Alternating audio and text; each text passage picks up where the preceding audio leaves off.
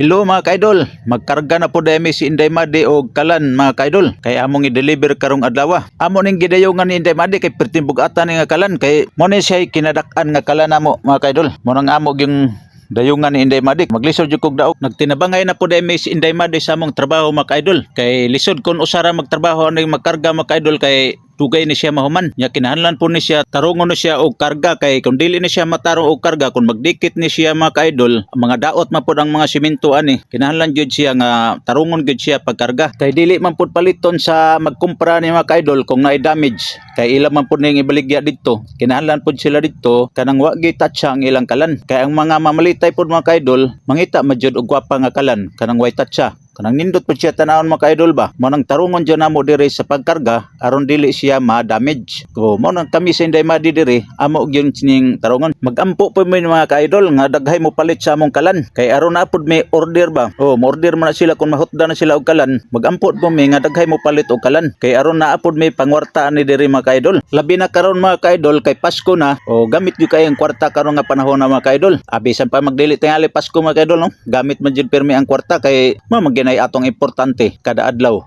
Dili man mabuhi ang tao kung way kwarta. Labi na ron panahon na mga kaidol kay naay tay mga kinugos. Mga yo magina sila pinaskuhan karon kay Pasko naman. Ang mga kinugos mga kaidol mo na ilang gi huwat-huwat. Mo na gipaabot nila nga magpasko. Karon magakwarta pud sila sa ilang mga ninong ug ninang. O mo gina atong andamanan gyud ni karon mga kaidol. Pero kung wa gitay kwarta, pasensya na gyud sa mga kinugos. Kung wa gitay ikahatag. Pero na gitay kwarta mohatag kita mga kaidol. Kay mao ra man punay kalipay sa mga bata nga atong mga kinugos. Bisag dagko na sila kung ato silang tagaan, malipay gid sila. Maginay kalipay nila mga kaidol. Balik ta sa among trabaho mga kaidol. Hapit na din amo mahuman og karga ni Inday Madi. Gamay-gamay na lang gyud nabilin. Ang mga dagko may among giuna og karga kay aron dili may maglisod. Kay maglisod ba mi og butang atong dagko kung ipaulhi og karga. Mao nang mga gagmay among gipaulhi mga kaidol. Oh, hapit na man. Hapit na mo larga ni mga kaidol. Paingon nga to sa Ormoc mga kaidol ba sa tindahan sa makumpra aning kalan. May po nang mahalinan pod ang dito sa among hatdanan mga kaidol ba. Naghatod na mo ani basin mahalinan pa sila ani karon makaginansya pod sila. O mao magina mga kaidol. Makaginansya ta gamay ang magkumpra ni makaginansya pod gamay. Ingana ra na mga kaidol. Okay kayo.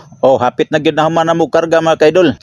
Gamay na lang gyud habilin. Makalarga na ni ron taud-taud. Okay kayo. Magampo na pud mi ani mga kaidol nga nanapod sila ipahimo nga kalan. Kaya raw na pud may trabaho. Kung way magpahimo mga kaidol, wala gyud may trabaho kay mao ra man ay akong trabaho ang paghimo sa kalan. Wa koy lain nga trabaho mga kaidol. Mao ra gini ang paghimo sa kalan. Hapit naman gyud ang Pasko mga kaidol. Merry Christmas ninyong tanan diha mga kaidol. Unta naata sa maayong panglawas mga kaidol. Nakadawat na ba mo dihag pinaskuhan mga kaidol? Okay kayo mga kaidol. O God bless kanatong tanan mga kaidol.